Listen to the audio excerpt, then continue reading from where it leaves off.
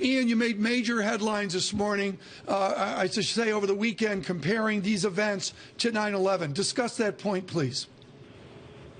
Well, it's funny. William Hague, the British foreign minister, just came out a couple hours ago and said, this is the biggest danger that Europe has had in 20 years.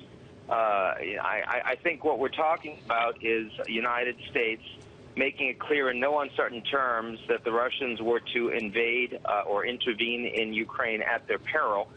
And the Russians went ahead with nary a care. So we now have, for the first time, the United States and a major power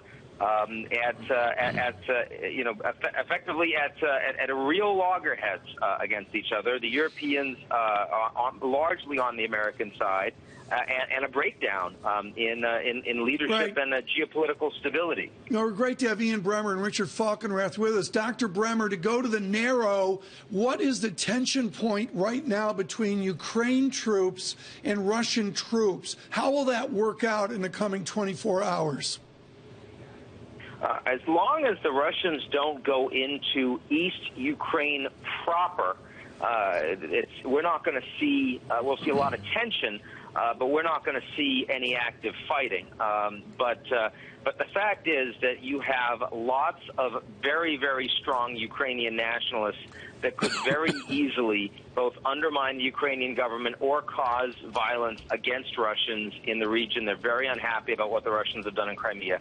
If that occurs, it's very likely the Russians would go in to protect them. So even without the intention of Putin going farther into Ukraine, it could happen anyway. And Putin himself is making up his mind on this issue. That clearly would lead to a lot of violence.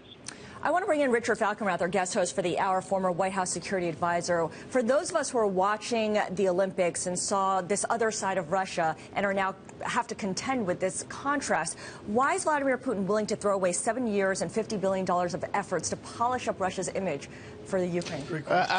It's a good question. I'm not sure he cares that much about their image. I mean, this is a man who really believes in the traditional hard power and doing things just from strength rather than through goodwill and for the appeal of his ideas. I don't think he cares much for the hearts and minds of the world. And yes, they shined a bit during the Olympics, that's fine. But when you get right down to it, his neighborhood, he's going to take care of business the only way he knows how to do it, which is through the unambiguous use of strength.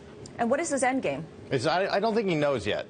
I think he's sort of waiting to see how this goes. I actually do not think he's interested in annexation of Ukraine. I think there's ways for him to get what he wants out of the Crimean and possibly the eastern part of Ukraine short of annexation. Annexation would really be very, very difficult to carry through. I think Ian is right now to look to eastern Ukraine as the next key flashpoint. Cities like Charkov or Kharkiv in the Ukrainian or Donetsk.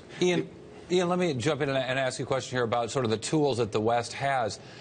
Is all of the money that Russians have in European bank accounts a tool that the West could use to add pressure to the Putin government? No, and no for two reasons.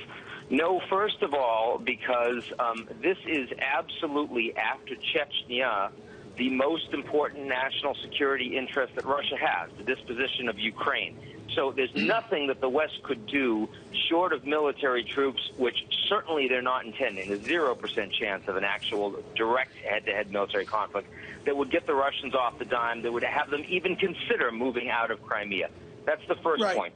The second point is that the Europeans are not going to support that kind of behavior. The Germans right now are blanching even at the idea of throwing the Russians out of the G8. The notion that they would suddenly risk their economic relationship with Russia, or that Italy would, given their relationship, to support the U.S. here with serious sanctions or asset freezes, it's just not on the table.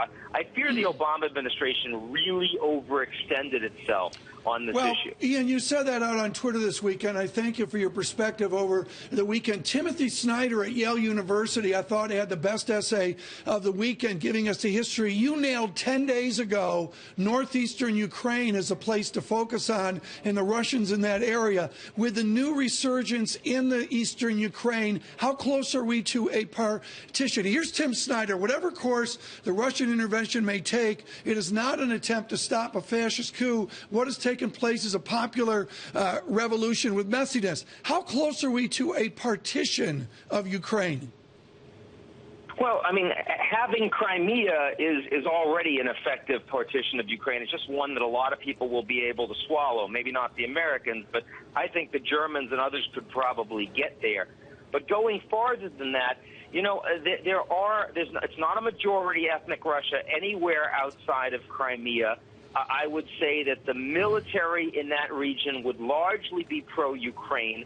The citizens in the larger cities would be split. In the smaller cities, in the rural areas in East Ukraine, would be pro-Ukrainian. The Russians know that very well. So I think that the Russians would rather use economic leverage beyond Crimea to get what they want, and they'll be able to do it, including on a presidential election, putting a lot of money into someone like Tymoshenko, than directly invading. Having said that, if there is violence against Russian citizens, ethnic Russians living in these cities in the next few days, and not set up by the Russians, I mean just something that happens from local Ukrainian nationalists, ultra-nationalists, some of whom are in the new government. If that happens, the likelihood the Russians would respond with force is pretty high.